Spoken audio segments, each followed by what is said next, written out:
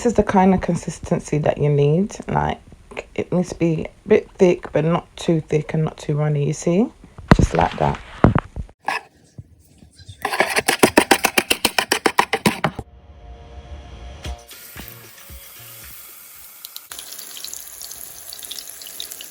So fry for 1 to 2 minutes on each side on medium heat. Voila.